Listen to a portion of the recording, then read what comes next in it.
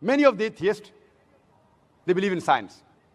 All these arguments may not satisfy them completely. Many of the atheists, they say that science is the yardstick. They believe science is ultimate. So let's try and prove to this group of atheists also about the existence of Allah subhanahu wa ta'ala. So if I know that this atheist believes only in science, after congratulating him, I'll ask him a simple question.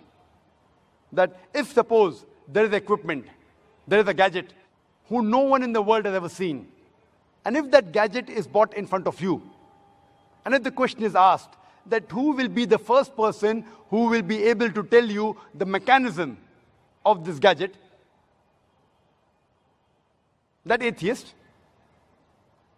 he may say, after thinking for a while, the first person who will be able to tell you the mechanism of a gadget who no one in the world has ever seen, no one in the world knows about it, he will tell you that the creator of that gadget. Or he may say the maker of the gadget. He may say the inventor. He may say the producer. He may say the manufacturer. Whatever he says, it will be somewhat similar. Either creator, manufacturer, producer, maker, inventor, somewhat similar. Just keep that answer at the back of your mind. The second person is the creator. If he says to somebody else, he'll come to know, or a person who does research, but that is secondary.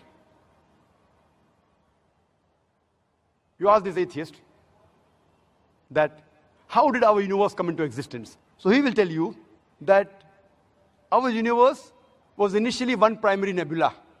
Then there was a secondary separation, a Big Bang, which gave rise to galaxies, stars, moon, sun, and the earth on which we live. This he calls as the Big Bang. You ask him, when did you come to know about this creation of the universe, about the Big Bang? He will tell you about 50 years back, 40 years back.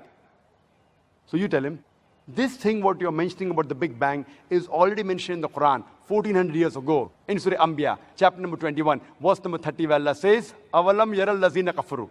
Do not the unbelievers see anna samawati wal arda kanat ratkan fataknahuma, that the heaven and the earth were joined together and we clove them asunder.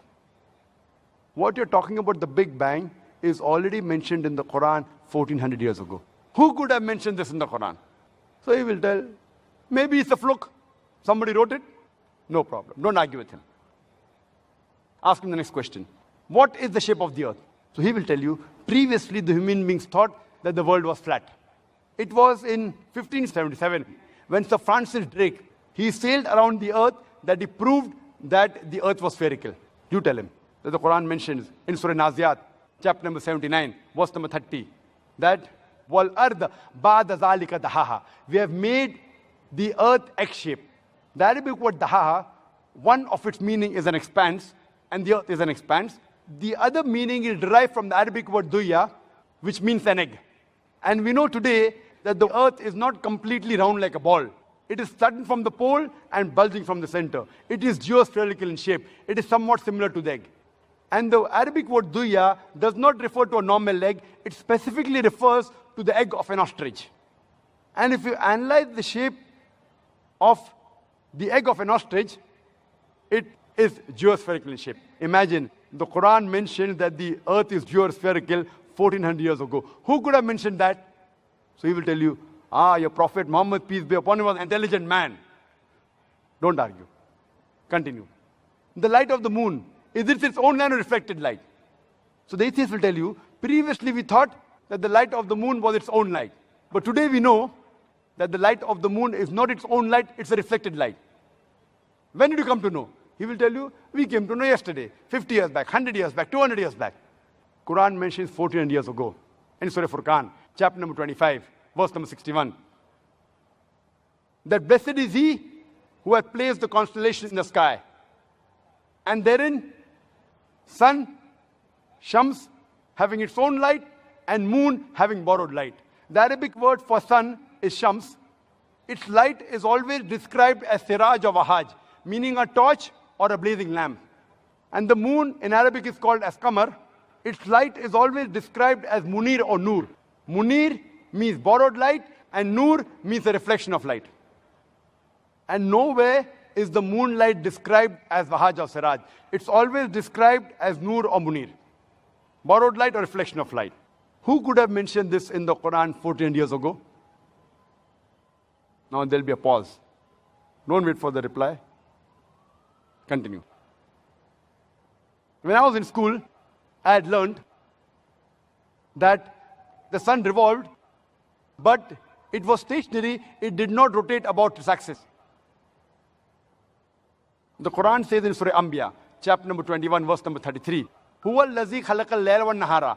It is Allah who has created the night and the day. Washamsa wal qamar, the sun and the moon. Kullun fi falaki yasbahun. Each one traveling in an orbit with its own motion. The Arabic word yasbahun describes the motion of a moving body. And if it's talking about a celestial body, it means that this sun and the moon, besides revolving, it's also rotating about its own axis. And today science tells us that the sun takes approximately 25 days to complete one rotation. Imagine what I read in school. I finished my school in 1982. Sun was stationary. 1400 years before the Quran says the sun rotates. And my science book said the sun was stationary. Today, it has been incorporated that the sun rotates. You ask him, that who could have mentioned this? There'll be a silent pause. Some critics will say, it's nothing great that the Quran speaks about astronomy because the Arabs were advanced in the field of astronomy.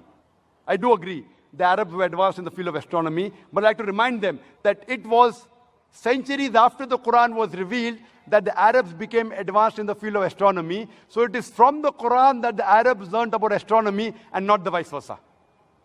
In the subject of hydrology, when you ask the atheist, that you ask him about the water cycle, he will tell you that the water evaporates from the ocean. It forms into clouds. The clouds move into the interior. It falls down as rain, and the water is replenished. You ask him, when did you come to know this? He will tell you it was in 1580 when Sir Bernard Palissy, he spoke about the water cycle for the first time. 1580. So you tell him, what you came to know in 1580, just hardly a couple of hundred years before, the Quran mentions 1400 years ago. The Quran says, the water evaporates from the ocean, formed into the clouds. The clouds move and join. They move into the interior, and they fall down as rain, and the water will be replenished. The water cycle is spoken in the Quran in great detail in several places. It's mentioned in Surah Zumur, chapter 39, verse number 21. In Surah Rum, chapter number 30, verse number 24. In Surah Hijr, chapter number 15, verse number 22. In Surah Mu'minun, chapter number 23, verse number 18. In Surah Rum, chapter number 30, verse number 48. In Surah Nur, chapter number 24, verse number 43. It's mentioned in Surah Naba, chapter number 17, verse number 12 to 14. It's mentioned in Surah Araf, chapter number 7, verse 57. In Surah Raj, chapter number 13, verse number 17. It's mentioned in Surah Furqan, chapter number 25, verse number 40 and 49. It's mentioned in Surah Yasin, chapter number 36, verse number 34. It's mentioned in Surah Fatir, chapter number 35, verse number 9. It's mentioned in Surah Jasha, chapter number 45, verse number 5. In Surah Qaf, chapter number 50, verse number 9 and 10. It's mentioned in Surah Waqia, chapter number 56, verse number 67 to 70. It's mentioned in Surah Tariq, chapter number 86, verse number 11. I can go on and go on and go on, quoting only the verses in the Quran which speak about the water cycle only. The Quran speaks about the water cycle in great detail. Who could have mentioned this in the Quran 14 years ago? No reply? Don't worry, continue. So when you ask the atheist, who could have mentioned this in the Quran? The only reply he can give you is the same which he gave you earlier. It is the creator. It is the maker. It is the producer. It is the manufacturer. It is the inventor. This creator, this producer, this manufacturer, this maker, this inventor, we Muslims call him as Allah. That's the reason today science is not eliminating God. It is eliminating models of God. La ilaha illallah. I would like to end my talk with the quotation of the Quran from Surah Fussilat, chapter 41, verse number 53, which says, سَنُورِيهِمْ آيَاتِنَا فِي الْآفَاقِ وَفِي أَنفُسِهِمْ حَتَّى يَتَبَيَّنَ لَهُمْ أَنَّهُ الْحَقُّ أَوَلَمْ يَكْفِ بِرَبِّكَ أَنَّهُ عَلَى كُلِّ شَيْءٍ شَهِيدٌ. That soon we shall show them our signs into the furthest regions of the horizons and into their souls, until it is clear to them that this is the truth.